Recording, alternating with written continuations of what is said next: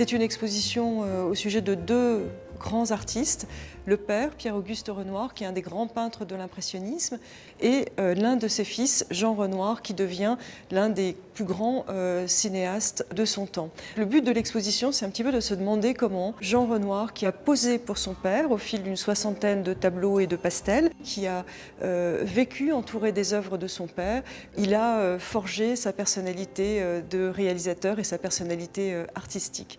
Donc l'exposition est découpée en un certain nombre de salles, de sections, qui à la fois explorent des moments de rencontre entre les deux hommes, entre les deux artistes, et des points de contact entre les deux œuvres.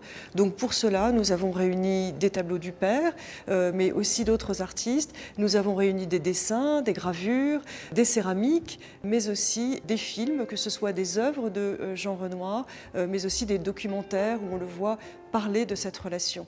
On a aussi des lettres, des manuscrits et des photographies qui sont pour beaucoup complètement inédites. On s'est interrogé sur la façon dont Jean s'est plongé dans un univers qui est proche de celui de son père tout en prenant ses distances. Donc il y a des thèmes qui sont communs, il y a des modèles qui sont communs, il y a des lieux qui sont communs. Partie de campagne, par exemple, est tournée à un endroit où le père de Jean Renoir avait peint, où les impressionnistes avaient peint, au bord du Loing. Le plus évident dans ces rencontres qui sont liées à des lieux, à des géographies communes, c'est probablement aussi Paris, Montmartre. Quand Jean, qui est parti aux États-Unis pendant la Seconde Guerre mondiale, revient au milieu des années 1950 pour filmer en France, il tourne deux films, Elena et les hommes et French Cancan. Et French Cancan se situe dans le Montmartre de son enfance, là où il a vécu, là où son père a peint, a travaillé.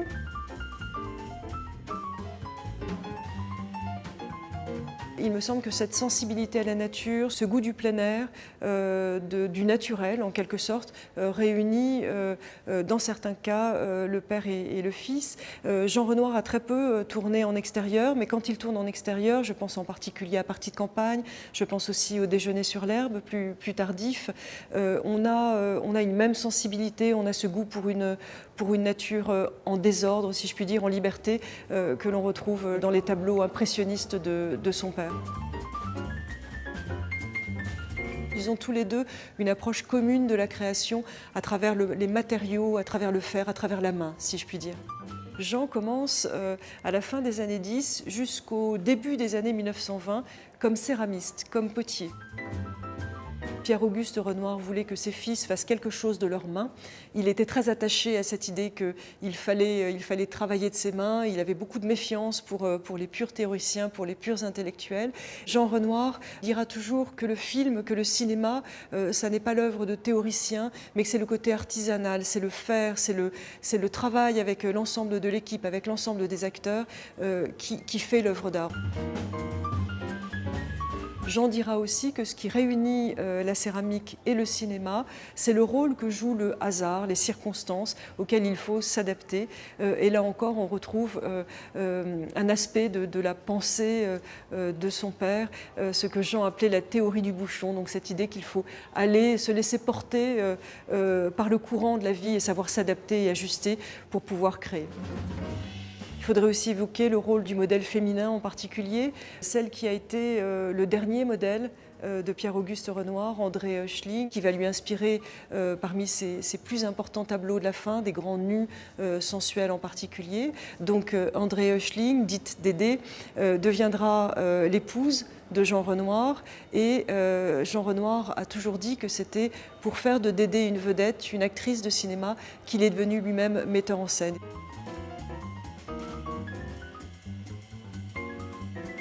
Il y a aussi une autre femme qui joue un rôle très important. Il s'agit de Gabrielle Renard, qui entre au service de la famille comme bonne et comme nourrice pour Jean. Elle est une seconde mère pour lui. Et c'est aussi un modèle de prédilection pour Pierre-Auguste Renoir. On retrouve à mon sens Gabrielle dans l'œuvre de Jean, dans Le Déjeuner sur l'herbe, où le personnage principal, Nénette, emprunte beaucoup à Gabrielle telle que l'a peinte son père. Elle viendra aux États-Unis à partir de 1942. Elle est la voisine de Jean Renoir qui lui-même s'est installé aux États-Unis, à Los Angeles.